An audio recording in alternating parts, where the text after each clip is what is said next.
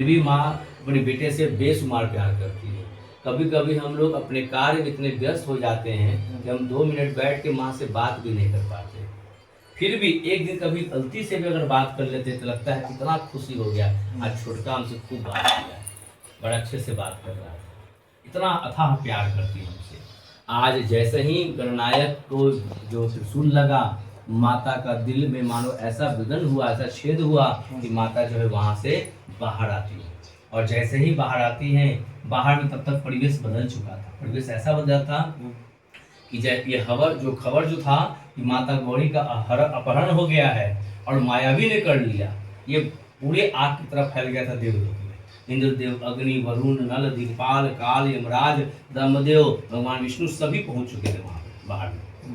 इतने में जब माता गौरी बाहर आती है, देखती क्या है, गणनायक का धड़ अलग पड़ा हुआ है और सर अलग पड़ा हुआ है।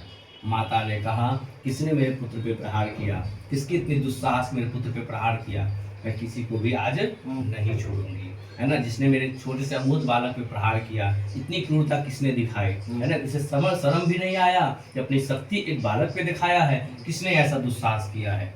आज मैं सृष्टि विहीन कर दूंगी, तो जल्दी सामने आए वो कौन शख्स है जिसने मेरे पुत्र पे प्रहार किया है।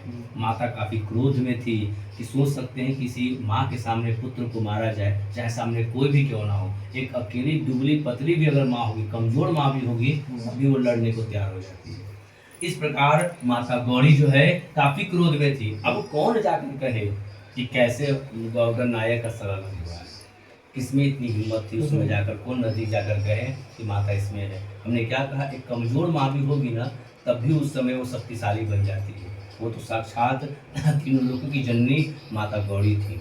इस प्रकार माता गौरी उस भयावह रूप में आती हैं, जहाँ पे वो प्रथमे शैलपुत्री, द्वितीय ब्रह्मचारिणी, तृतीय चंद्रघंटा, चतुर्थे कुष्मांडवे, पंचमे स्कंद माता, षष्ठम कात्यायनी, सप्तमे कालरात्रि, अष्टमे महागौरी, नवम सिद्धात्री, 9 रूपों में माता प्रचंड रूपों में तैयार थी। शैलपुत्री माता सी पे विराजमान थी, सी संहार कर रहा था, गरज रहा था दुश्मनों के दलन करने के लिए। माता जो है ब्रह्मचारिणी का त्रिशूल जो है वो अग्नि फेंक रहा था दुश्मनों का दलन करने के लिए। माता चंद्रघंटा का घंटा इतना तेज ध्वनि कर रहा था, मानो इस ब्रह्मांड में सिर्फ उस ध्वनि के आगे कुछ सुना ही न पड़े, कानों से ध्वनियां रुकने का नाम ही नहीं ले रही थी। माँ कुष्मांडव का जो तीर था वो अग्नि फेंक रहा था दुश्मनों के संहार करने के लिए, और ये जानने के लिए किसने उसके पुत्र के साथ धोखा किया, किसने उसके पुत्र को मारा। माँ स्कंद माता जो है क्रुदन कर रही थी, रो रही थी। माँ कात्यायनी कस कस के दहाड़ रही थी, वो कौन है सामने आए। माँ कालरात्रि प्रचंड का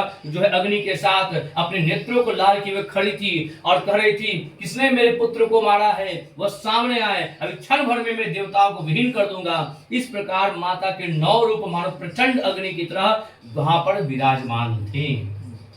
इस स्वरूप को देखकर देवता जो है, सभी देवी देवता 33 कोटि देवी देवता माता को नतमस्तक करते हैं। हे माँ, भूल हुई है माँ, हम लोग से क्षमा करें, हम लोगों ने कभी देखा भी नहीं ये कौन पुत्र था, इसलिए भूल हुई माँ, ये भूल बस ऐसा हुआ है और कोई बात नहीं है।